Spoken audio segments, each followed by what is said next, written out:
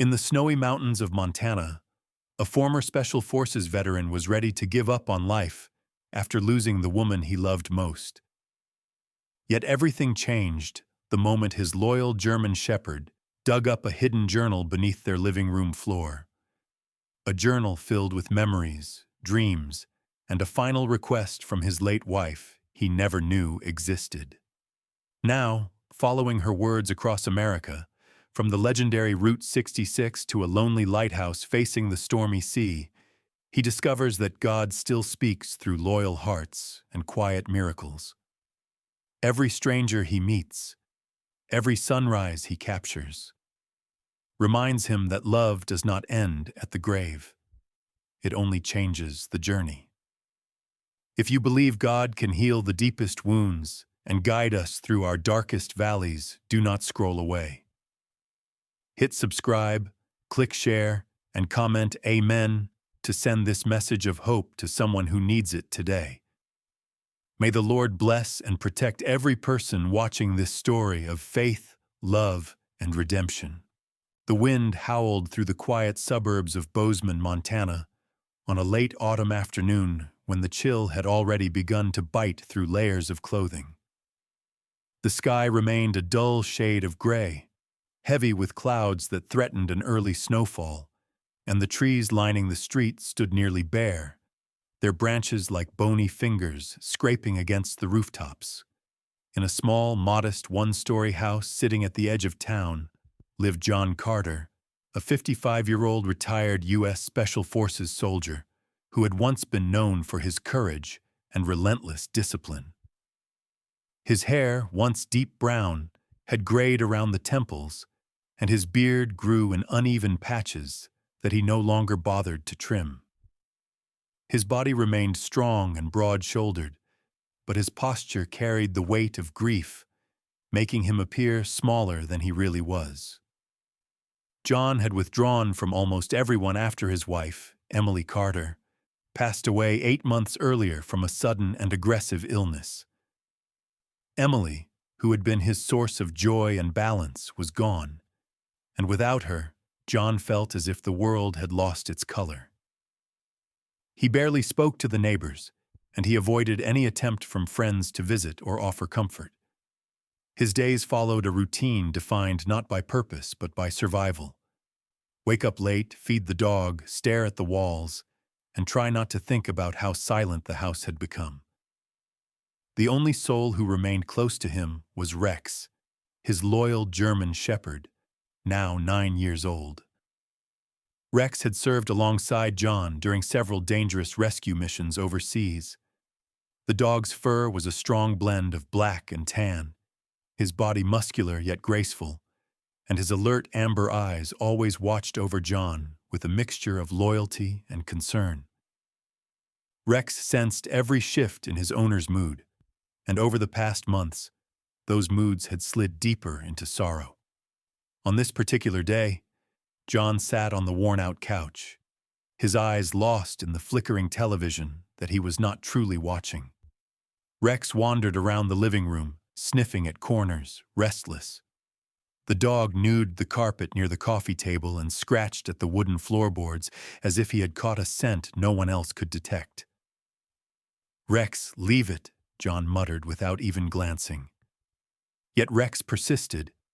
He pawed more urgently, his nails tapping against the wood. Finally, with an exasperated sigh, John pushed himself up and shuffled toward him. "What has gotten into you today, buddy?" He kneeled and brushed Rex aside gently, noticing that one floor plank seemed slightly loose, its edge rising just a bit higher than the others. Beneath that irregularity was dust, years old, and something hidden. A faint spark of curiosity flickered within him, a rare departure from the numbness that had consumed him. Using his pocket knife, John pried the plank up, revealing a small metal tin box, rusted at the corners and wrapped in a thin layer of cloth that had yellowed with age. His hands trembled slightly as he lifted it out. Rex sat close, his ears perked, as if guarding a treasure. John sat back on the couch, placed the box on his lap, and stared at it for several seconds before he finally opened it.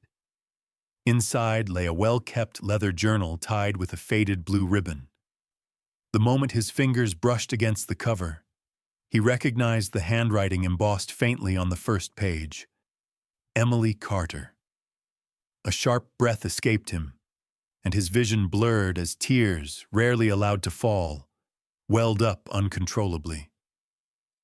The scent of lavender, Emily's favorite perfume, lingered faintly among the pages, or at least his heart imagined it so.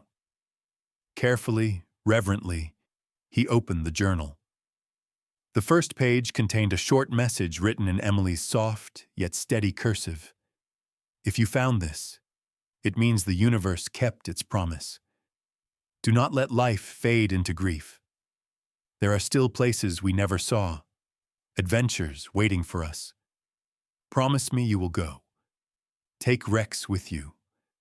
Let the world remind you how to breathe again. Page by page, John rediscovered Emily's laughter through ink. She had written about the early days of their love, about how his courage had drawn her in, and how his tenderness had kept her there. She described their many road trips with youthful excitement. Cheap motels, small diners, stargazing from the hood of their car. Interspersed among these memories was a list titled, Our Dream Destinations, numbered from 1 to 10. Route 66 sunsets, the wild horses of Colorado, the Pacific waves crashing against Oregon cliffs, the snowy peaks of Montana at dawn, and more. Each place had a short note about why she loved it and how she dreamed of seeing it with him by her side. John closed the journal against his chest, his fingers gripping the leather tightly.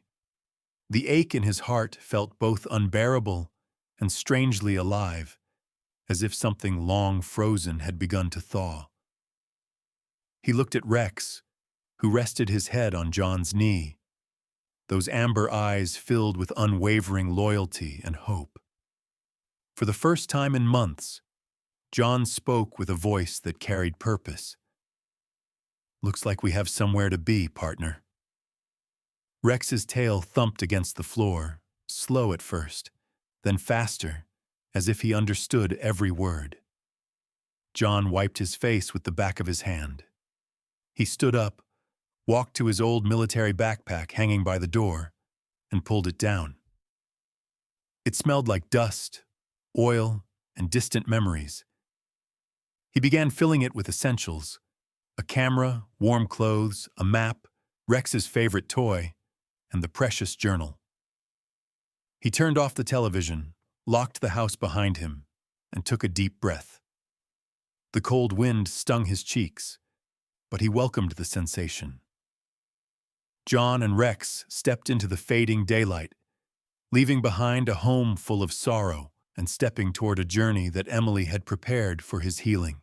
The first destination awaited. The next morning, the cold air of Montana wrapped around John and Rex as they set off on their journey. The sky had cleared slightly, revealing the pale sun struggling to break through the horizon.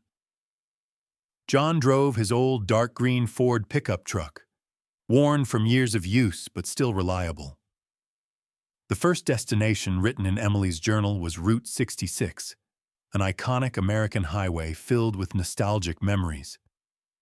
As the miles passed, the landscape slowly changed. Snow-dusted fields gave way to wide-open plains. Rex sat upright on the passenger seat, ears perked, occasionally glancing at John to check on him. The wind carried the faint scent of gasoline, long road, and possibility.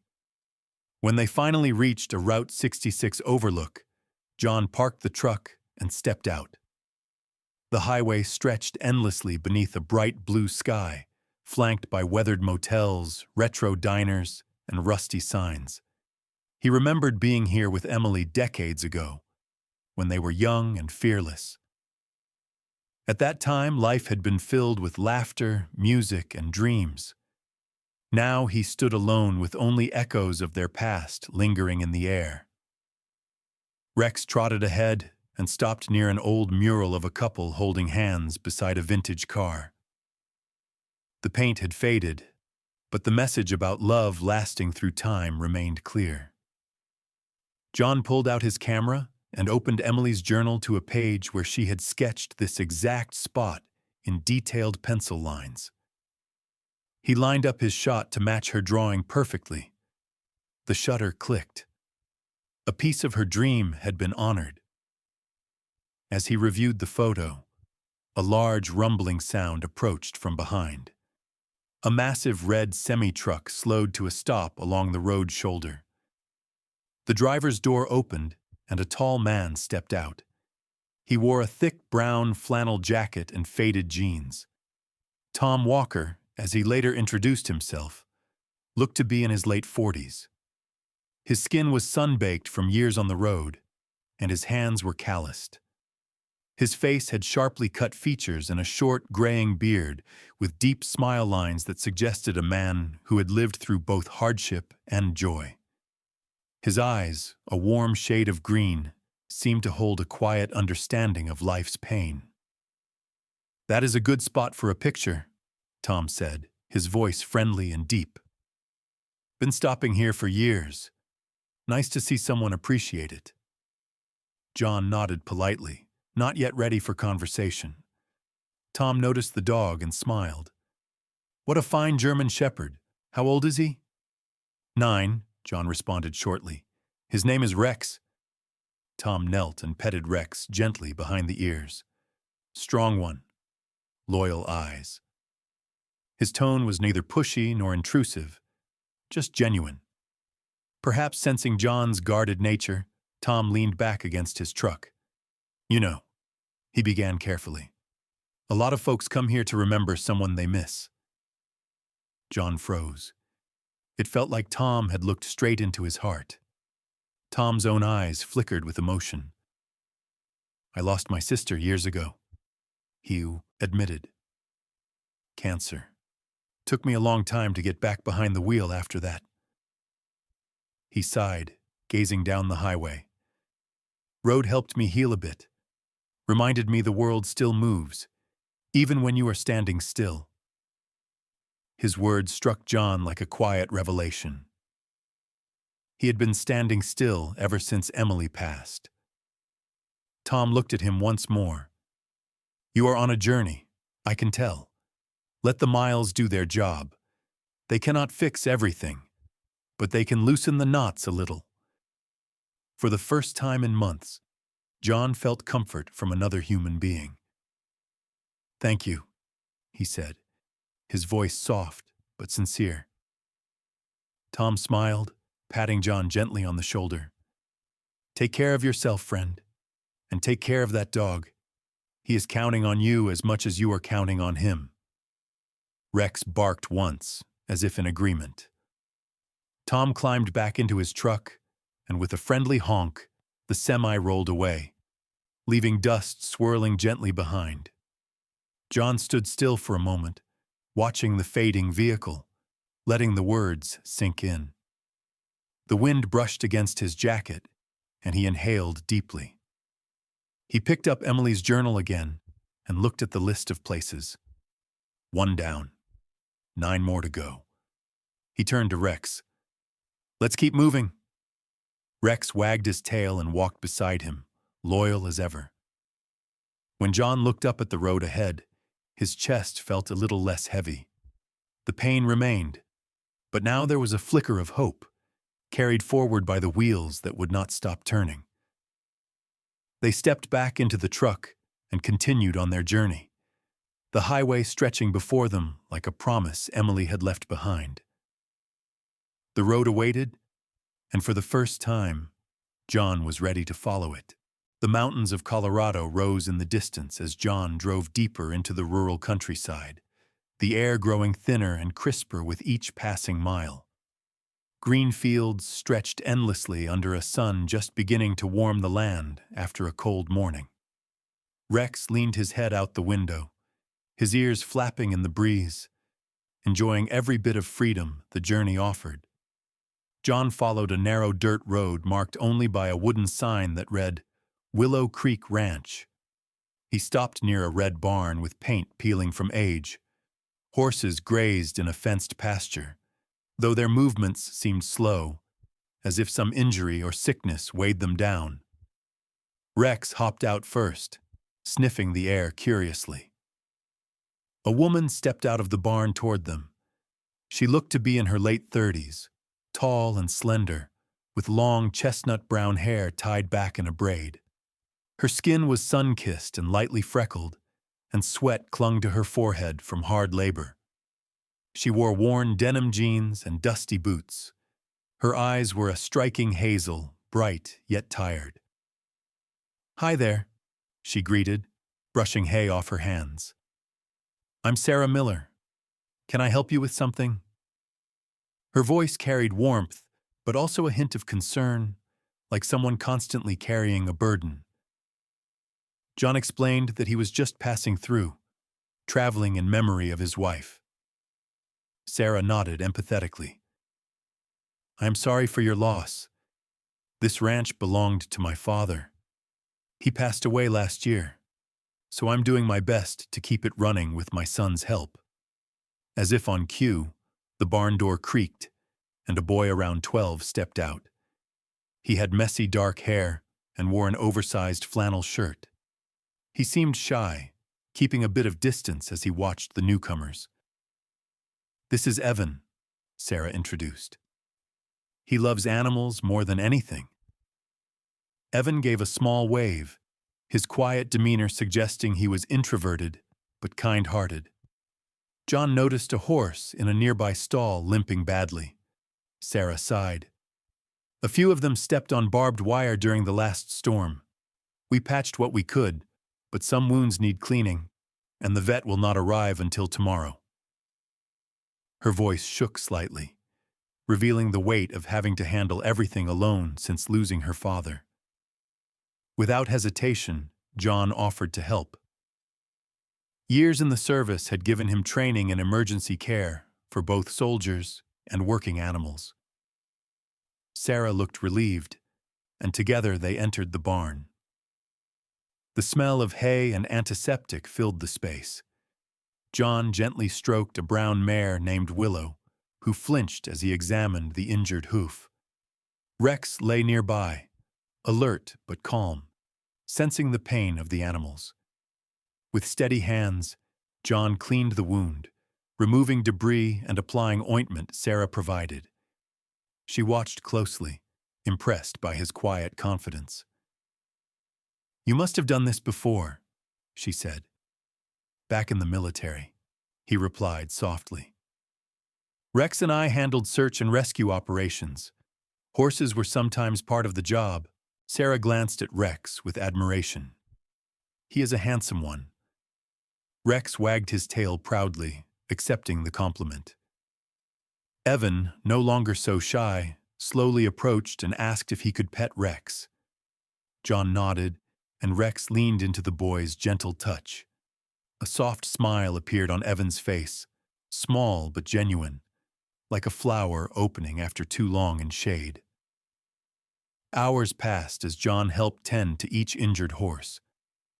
Sarah and Evan worked alongside him, a small team united by necessity and kindness.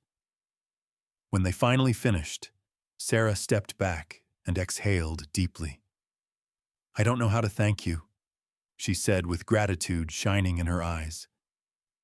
She walked to a small shelf and picked up a framed photograph. A picture of her father standing proudly with the horses in a field of wildflowers. She handed it to John. "This belonged to my dad. He always said these horses brought joy into his life. I want you to have it, to remember that love and goodness still exist everywhere." John hesitated, touched by the gesture. The photograph showed resilience and love, values Emily always cherished. Accepting it, he felt something inside him soften. It was as if Emily whispered through every person he met, reminding him he was not alone. As the sun began to set, Sarah offered a warm place to rest, but John politely declined. "Thank you," he said, his voice thick with emotion. "You and Evan have already given me more than you know." He placed the photo carefully inside his backpack. Rex nuzzled his hand as he took one last look at Willow and the ranch. Before leaving, Sarah smiled gently. "Your wife must have been a beautiful soul. Keep going. She is still walking beside you." John nodded, feeling a comforting warmth settle in his heart. He climbed into the truck, Rex jumping in after him. As they pulled away from the ranch, John glanced at the photograph again. Each place he visited brought a piece of Emily back to life. Hope, once fragile and faint, now glowed steady within him. The journey carried John and Rex westward until the landscape changed once again. Towering evergreen forests lined the winding roads, and the air grew damp with the scent of salt water. As they approached the Oregon coastline, the sky shifted into a deep, moody gray, with ocean waves crashing violently against jagged rocks. Wind whipped fiercely at John's jacket while seagulls cried overhead. It felt wild, untamed, and strangely alive. Rex stayed close to John's side, his ears pulled back against the gusts. At the edge of a steep cliff stood an old white lighthouse, slightly weathered yet steady, overlooking the relentless sea. Its light blinked rhythmically, a quiet guardian against the stormy coast. Emily had always wanted to see a lighthouse like this, one that stood strong no matter how hard the ocean tried to knock it down, as she once wrote. John parked their truck on a patch of gravel, then made his way toward the lighthouse, Rex padding behind. Near the base of the structure, an older man sat on a wooden stool, his camera positioned on a tripod. His silver hair blew wildly in the wind, and he wore a thick navy blue coat with a wool scarf. His face was lined with years of experience, and his eyes, a piercing blue, reflected both pain and peace. He looked to be in his late 70s. His hands, though aged, were steady as he adjusted the camera settings. When the man noticed John standing near, he gave a gentle nod. "Storm gives the best lighting," he said, his voice soft yet full of conviction. "If you wait for perfect conditions, you will miss the real beauty." His name was Henry Cooper, a retired photographer who once traveled the world capturing breathtaking landscapes. Henry's life, however, had taken a harsh turn when his beloved wife, Margaret, passed away 5 years ago. He stayed near the coast because she loved the ocean more than anything. John introduced himself quietly, sharing that this place was one of the stops from his late wife's journal. Henry listened with a look of deep understanding. His posture, though slightly bent with age, carried a sense of dignity that grief had not stolen from him. "Love leaves an imprint," Henry murmured, his gaze returning to the waves. "And when someone you love walks beside you long enough, they never truly leave. They live in every decision, every breath, every journey you still have the courage to take." Rex approached Henry, sniffing his coat, and the old man smiled warmly, scratching behind Rex's ears with grandfatherly affection. "This one has seen a lot too," Henry observed. "Loyalty like that only comes from shared battles." Henry invited John closer to see the photograph he was capturing, the lighthouse standing firm while storm clouds loomed behind it. "Life is like this," Henry explained. "We weather storms, we lose people, yet somehow we keep glowing, not for ourselves, but for those who need our light." John felt those words settle deep within him, reaching places he had tried to ignore. A lump formed in his throat. "Is that how you keep going?" he asked. Henry's eyes softened with sadness.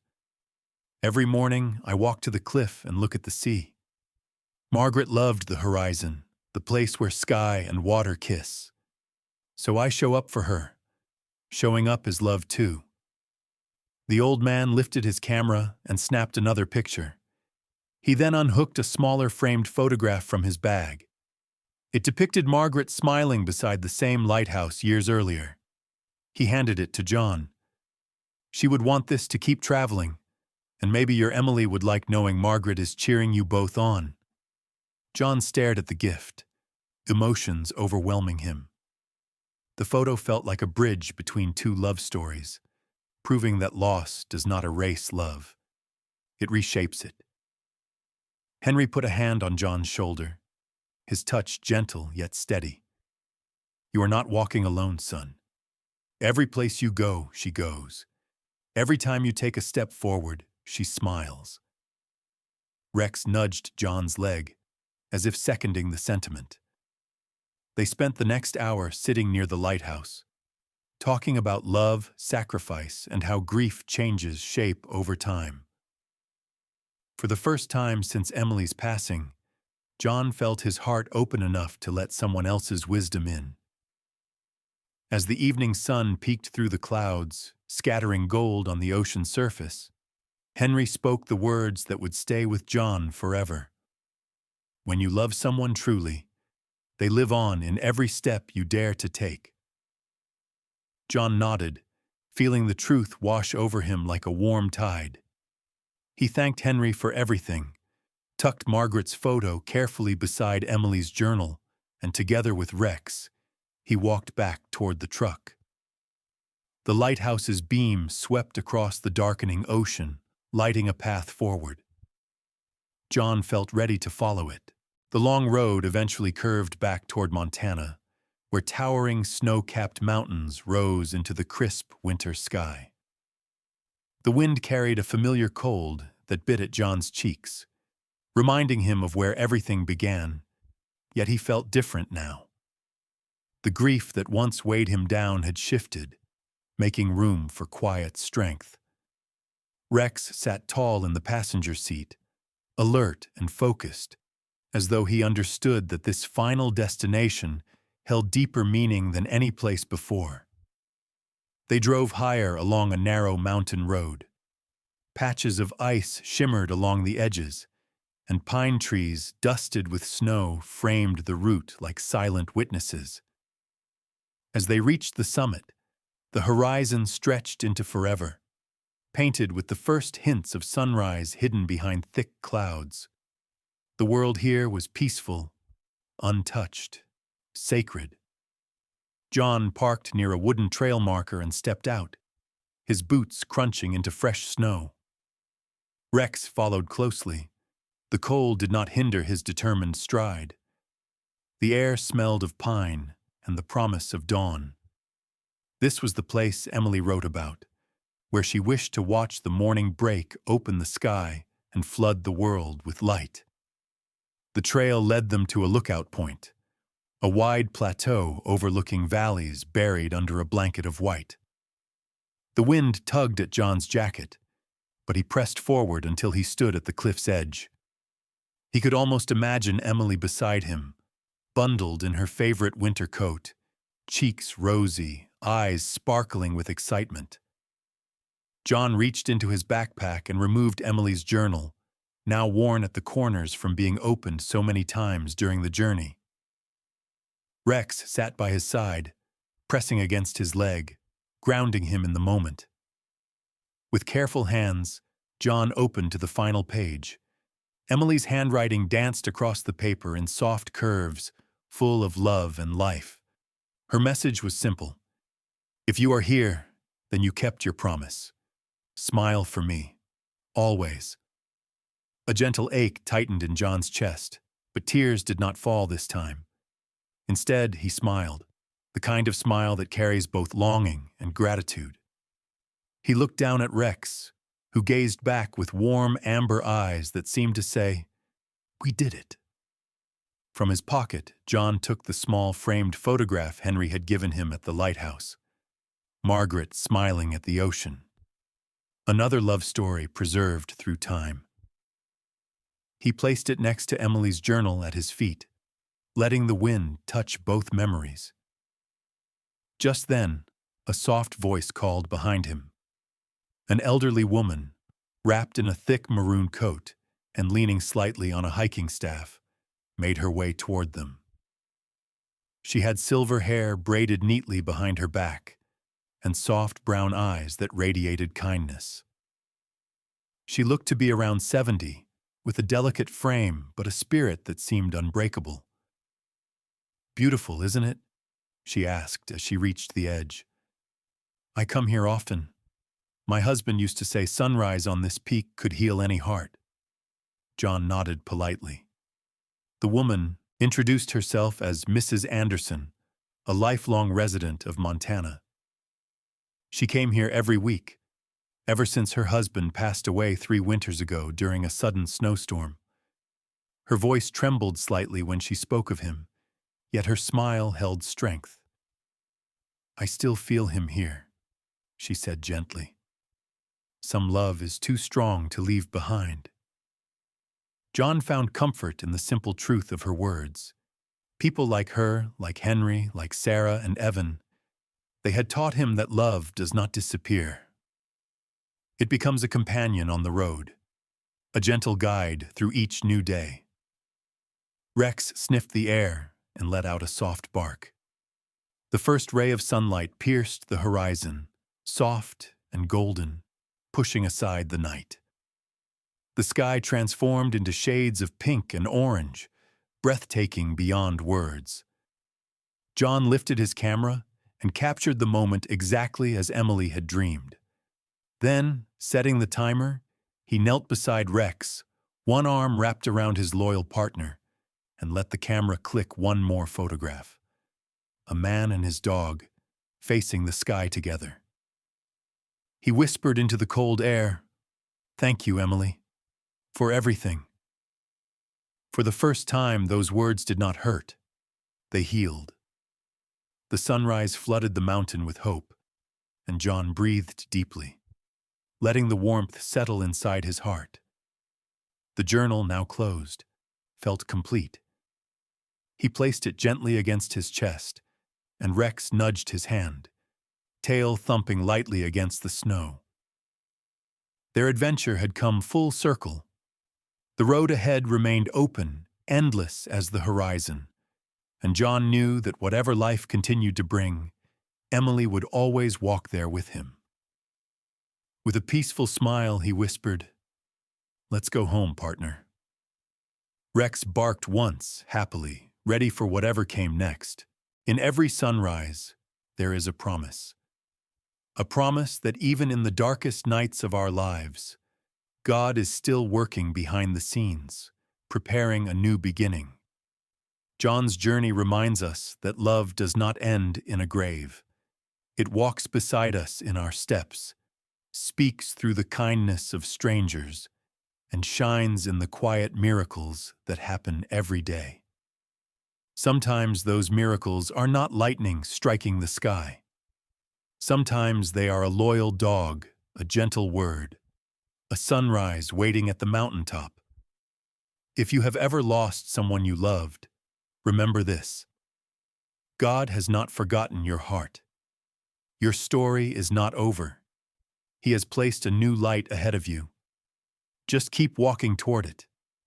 Before you scroll away, take 1 second to help this message reach someone who needs it today.